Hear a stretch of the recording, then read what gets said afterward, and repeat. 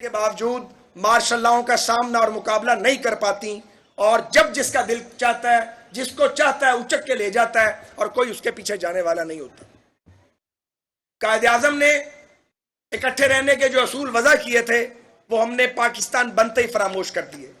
56 کا آئین بنا اور ایک غاصب ایوب خان نے اس مارشاء اللہ کے پرخچے اڑا دیے اور پاکستان کو توڑنے کی بنیاد رکھ دی۔ پھر پاکستان کی اس وقت کی سول اور ملٹری بیوروکریسی نے اور اس وقت ان جاگیرداروں نے جو یونینسٹ پارٹی چھوڑ کے پاکستان بنتا دیکھ کے مسلم لیگ میں شامل ہو گئے تھے، انہوں نے اور پھر ان کے بعد ان کی اولادوں نے پاکستان میں سیاست کو تمسخر بنا دیا۔ بنگالیوں کی تذلیل کی گئی، ان کا حق حکمرانی نہیں مانا گیا۔ اس بات کو آپ کتنی دیر چھپائیں گے کہ بنگال میں مجیب الرحمان کی پارٹی میجورٹی لے گئی تھی، یہاں پیپلز پارٹی نے میجورٹی لی تھی، مگر پاکستان کی حکمرانی بھٹو صاحب کو نہیں، مجیب الرحمان کو ملنی چاہیے تھی۔ مگر یحییٰ خان کے گٹھ جوڑ اور بھٹو مرحوم کے گٹھ جوڑ نے معذرت کے ساتھ پاکستان کو آخری ہماری اتحاد کے تابوت میں آخری کیل ٹھونکی۔ ہم اور یہ یحییٰ خان کا مارشل لا ایوب خان کے مارشل لا کا تسلسل تھا۔ یہ نہیں ہو سکتا کہ ہم مارشل لاؤں کو کنڈیم نہ کریں، یہ نہیں ہو سکتا کہ ہم خوف کے مارے چپ کے بیٹھے رہیں اور اپنے پاکستان کو لٹتا دیکھتے رہیں۔ یا بولیں گے نہیں، اگر یا نہیں بولیں گے تو پھر سچ بولیں گے، جھوٹ نہیں بول سکتے۔ اور سچ یہ ہے کہ قائد اعظم کے پاکستان کو ایک ریاست کی شکل نہیں دی گئی ہے۔ سچ یہ ہے کہ جو آزادی قائد اعظم کی قیادت میں ہمارے آباء و اجداد نے ہجرتیں کر کے، انگریز کی جیلیں کاٹ کے، لٹ پٹ کے جو پاکستان بنایا تھا، اس پاکستان میں پاکستانیوں کو آزادی نہیں ملی۔ یہ بات سندھیوں نے کی، بلوچیوں نے کی، پشتونوں نے کی، معذرت کے ساتھ پنجابیوں نے اس طرح سے نہیں کی۔ جدوجہد چاروں صوبوں میں ہوئی، مگر پنجاب میں اتنی جدوجہد نہیں ہو سکی۔ اس جدوجہد کو پھر نواز شریف صاحب نے لیڈ کیا۔ نواز شریف پاکستان کا لیڈر ہے، آج ان کا یوم پیدائش ہے، میں ابھی اس پر بھی آؤں گا۔ لیکن نواز شریف صاحب کے بارے میں کہوں گا اور اپنی پارٹی کے بارے میں مجھے کچھ بات نہیں ہے کہنے میں کہ پاسباں مل گئے کعبے کو صنم خانے سے، اور پھر ایسے پاسباں ملے، ایسا پرچم اٹھایا جمہوریت کا کہ حملے پر حملہ ہوتا ہے، یلغار پہ یلغار ہوتی ہے، وہ مرد مجاہد اس پرچم کو نہ ڈگمگانے دیتا ہے نہ گرنے دیتا ہے۔ مجھے افسوس سے کہنا پڑتا ہے اس ملک میں ہر وزیر اعظم کی تذلیل کی گئی ہے، ہر وزیر اعظم پر الزام لگایا گیا ہے۔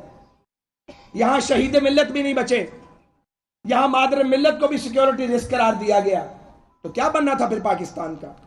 جہاں بانیان پاکستان کی تذلیل کی گئی ہو، جہاں بانیان پاکستان کی اولادوں کی تذلیل کی گئی ہو، وہ ملک کیسے ترقی کر سکتا تھا؟ پھر بھی یہ اللہ کا کرم ہے کہ پاکستان آج ماضی سے بہت بہتر ہے، طاقتور ہے، لیکن اندرونی دراڑیں بہت ہیں، اندرونی خطرات بہت ہیں، اندرونی تلخیاں بہت ہیں۔ ایک نیوکلیئر پار جس کے پاس اپنا بجٹ بنانے کے پیسے نہ ہو، جو ادھار اور قرض پہ چل رہی ہو، جہاں مذہبی منافرت اتنی بڑھ گئی ہو اور شدت پسندی اتنی ہو گئی ہو کہ سیالکوٹ جیسا واقعہ ہو جائے، اور وہ سری لنکن قوم جس کے ہم مقروض ہیں، کبھی آنکھوں کے احتیاط کی شکل میں، کبھی ڈینگی کی شکل میں، کبھی بھارت کے مقابلے میں پاکستان کی اسٹریٹجک سپورٹ کی بنیاد پہ ہم بھول جائیں۔ کرکٹ میں بھی انہوں نے ہماری مدد کی، اور اس سری لنکن کے ساتھ ہم نے کیا کیا؟ پوری قوم کے سر شرم سے جھک گئے۔ تو یہ جتھوں کی سرپرستی کی گئی ہے قائد اعظم کے پاکستان میں۔ تو سیاسی جماعتوں کو ہم کیا پیغام دے رہے ہیں کہ جتھے بنائیں، پولیٹیکل سٹرگل نہ کریں، اسمبلیوں کی طرف نہ دیکھیں۔ مجھ جیسے لوگ تو بھی یہ سوچتے ہیں کہ یار اسمبلی کا الیکشن لڑکے کیا کر رہے ہیں، وہاں جانا ہے، اگر وزیر بنو گے، کسی ادارے کو، مرے ہوئے ادارے کو کھڑا کرو گے، 5 سال بعد ایک جوکر آئے گا اور وہ 6 ماہ میں آپ کی محنت کو برباد کرے گا، اور اس کے بعد وہ ساری محنت تلپٹ کر دی جائے گی اور آپ جیل چلے جائیں گے۔ تو پھر جتھے ہی اچھے ہیں، شاید 10,000 کا جتھا آتا ہے، دارالحکومت کو ہلا دیتا ہے، سب خاموشی بھائی، ریاست ٹھہر جائیں، بات کرنے دیں۔ 10,000 کا جتھا جاتا ہے اور وہ کیپٹل کو وہاں پہ لرزہ طاری کر دیتا ہے، کبھی کوئی پیٹرنائز کرتا ہے، کبھی کوئی پیٹرنائز کرتا ہے. تو کیا یہ ریاست چلانے کے طریقے ہیں؟ کیا یہ ایک نیوکلیئر ملک کو محفوظ کرنے کے طریقے ہیں؟ دنیا کی طاقتیں جو ہیں وہ آپ کے نیوکلیئر پروگرام پہ اپنی بری نظریں جمائے بیٹھی ہیں. آپ طاقتور ترین ہمسایوں کے بیچ میں ہیں اور آپ آپس میں لڑ رہے ہیں، دستوں گریبان ہو رہے ہیں، ایک دوسرے کی بے عزتی کر رہے ہیں. طاقت کے ارتکاز کا جو ایک گھناؤنا کھیل ہے وہ ختم ہونے میں نہیں آتا. سیاسی حریف ہیں تو ایک دوسرے کو پچھاڑنے میں لگے رہتے ہیں. ریاستی ادارے ہیں تو وہ چاہتے ہیں ساری طاقت ان کے ہاتھ میں ہو. عدالتی نظام ہے تو وہ آزاد عدالتی نظام نہیں ہے. اور ہمیں یہ کہنے کا حق ہے، ہم اپنی جانوں پہ کھیل کے اسی ماڈل ٹاؤن سے نکلے تھے عدلیہ کی آزادی کے لیے. اور کون نکلا تھا وکلا کے ساتھ؟ نواز شریف اگر ساتھ حصہ نہ ڈالتے، اگر پی ایم ایل این باہر نہ نکلتی تو وہ تحریک کیسے کامیاب ہوتی؟ تو اس دن کے لیے تحریک چلائی تھی ہم نے کہ نظریہ ضرورت جو ہے وہ دفن ہی نہ ہو. پاناما کا کیس آئے، باقی سارے وہیں رہ جائیں اور نواز شریف کو سزا سنا دی جائے کہ اس نے بیٹے سے تنخواہ نہیں لی. یہ کہاں کا انصاف ہے مجھے بتائیے؟ اس ملک میں انصاف نہیں کیا گیا. اور جب آپ انصاف نہیں کرتے تو آپ ریاستوں کے لیے خطرات پیدا کرتے ہیں. آپ تو اپنی اننگ کھیل کے چلے جاتے ہیں گھر میں، آپ ملک کے لیے آپ ٹائم بم لگا کے جاتے ہیں، بارود لگا دیتے ہیں. آپ بارودی سرنگیں آپ نے لگائی ہوئی ہیں. اور کس نے یہ کام نہیں کیا؟ تو یہ سوچنے پر لوگ مجبور ہو گئے ہیں کہ یہ، میں واپس اپنی بات پہ آتا ہوں، اسمبلیوں کا الیکشن کیوں لڑا جائے اور پارلیمنٹ کا ممبر کیوں بنا جائے؟ میں 4 بار بنا ہوں قومی اسمبلی کا ممبر، 3 بار صوبائی اسمبلی میں رہا ہوں، اللہ کے فضل سے 3 بار فیڈرل منسٹر رہا ہوں. میں بھی یہ سوچنے لگا ہوں، ایک پختہ کار سیاسی گھرانے سے میرا تعلق ہے کہ یار یہ دھندا کرنا کیا ہے؟ بےزتی کروانے کے لیے کرنا ہے. اپنے رزق حلال میں سے خرچ کرتے ہیں، پھر اگر پسند نہ آئے تو چور ڈکلیئر کر دیے جاتے ہیں. پھر کوئی سپریم کورٹ کا جج آئے گا مقبول باقر صاحب جیسا، وہ قانون کی کتاب دیکھے گا، 16 مہینے بعد آپ کو کال کوٹھی سے نکال دیا جائے گا، ورنہ آپ پڑے ہوئے ہیں. اور وقت کا چیف جسٹس جو ہے وہ آپ کے منہ پر کھڑا ہو کر آپ کی بےزتی کرے گا اور توہین عدالت کرے گا چیف جسٹس. میں ثاقب نثار صاحب کی بات کر رہا ہوں. منہ پہ کھڑے ہو کر توہین عدالت ان پر لگنی چاہیے تھی جنہوں نے جج کے کانڈکٹ کو وائلیٹ کیا. مجھے تو جہاں ملتے ہیں میں پھر بھی ان کا احترام کرتا ہوں، ان کی بھی مہربانی ہے. میری یہ احترام بعض لوگوں کو پسند نہیں آتا. اب عمر میں بڑے کا آپ احترام کریں گے، آخر آنکھوں کی شرم بھی کوئی چیز ہے. لیکن آپ نے کیا کیا پاکستان کے ساتھ؟ نواز شریف کے بغض میں اس ریاست کی چولیں ہلا دی ان لوگوں نے، جنہوں نے 13 میں حکومت میں آئے، 14 میں ہماری واپسی کا بندوبست ہو گیا. ہم اندر بیٹھ کے ٹی وی پہ گالیاں سنا کرتے تھے سارے اکٹھے بیٹھ کے. باہر چند ہزار لوگوں کا جتھا تھا، وہ جتھا ہمیں نکالنا چاہتا تھا اور نکال کے اس کا ایجنڈا کوئی اور تھا. یہی سچ ہے اور کیا سچ ہے مجھے بتائیے. تو میاں نواز شریف صاحب کے بارے میں بھی آج میں کچھ باتیں کرنا چاہتا ہوں جو پبلکلی ہوتی نہیں ہیں. تو گزارش یہ ہے کہ اسی قائد اعظم کے پاکستان میں جب نواز شریف صاحب، جن کا آج یوم ولادت ہے، وہ 3 بار وزیر اعظم بن چکے ہیں، ایک بار بھی ان کو اپنی ٹرم پوری نہیں کرنے دی گئی. یار گناہ کیا کیا ہے؟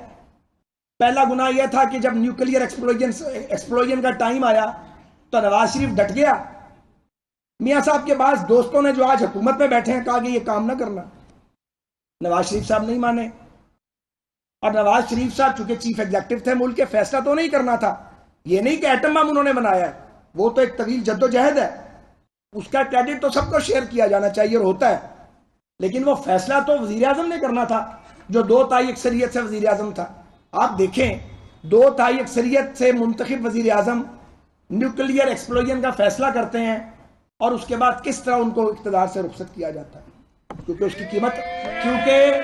کی قیمت ادا کرنی تھی. انہوں نے قیمت ادا کی، ہائی جیکر بنا دیا. نواز شریف ہائی جیکر تھا. ہائی جیکر تو جہاز میں بیٹھا ہوا تھا جس نے ملک ہائی جیک کیا. وہ ہائی جیکر جو ہے وہ پارسا ہو گیا.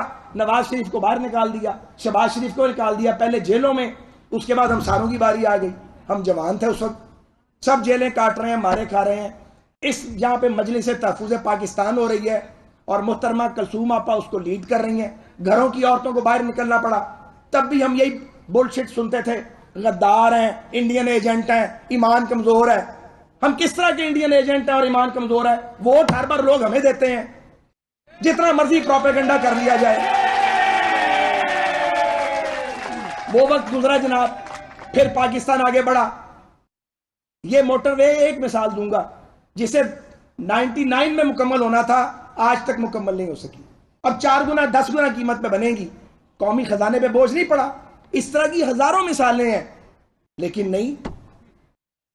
ایک طاقتور وزیر اعظم پاکستان میں نہیں ہونا چاہیے، بھلے 2/3 میجورٹی سے آ جائے. پھر واپس آئے. نواز شریف صاحب چاہتے تھے کہ ایک نرم انقلاب آئے.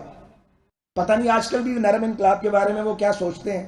مجھے تو اب وہ نرم انقلاب آتا بظاہر نظر نہیں آتا، کیونکہ یہ جس عمل میں ہم پڑ گئے ہیں اس میں تو آگے بہت ساری مائنڈز لگی ہوئی ہیں، ایک تھوڑی ہے. تو پھر ہم آئے جناب اقتدار میں، لوگوں نے ووٹ دیا، ہم آ گئے پنجاب میں. شہباز شریف صاحب نے دن رات ایک کر دیا. ہم آنکھوں سے دیکھتے تھے، وہ شخص سوتا ہی نہیں تھا، آرام ہی نہیں کرتا تھا. ہر تیسرے چوتھے مہینے شہباز صاحب بیڈ ریڈن ہو جاتے تھے، اتنا کام کرتے تھے. میاں صاحب کی قیادت تھی، شہباز شریف صاحب چیف منسٹر تھے. یہ سارے لوگ جو ان کے ایم پی ایم این اے گزرے ہیں، یہ بھگدڑ بھاگ رہے تھے.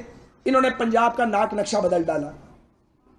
پیپلز پارٹی، میں بات کرنا چاہتا ہوں پولیٹیکل میچورٹی کی. میرے سمیت،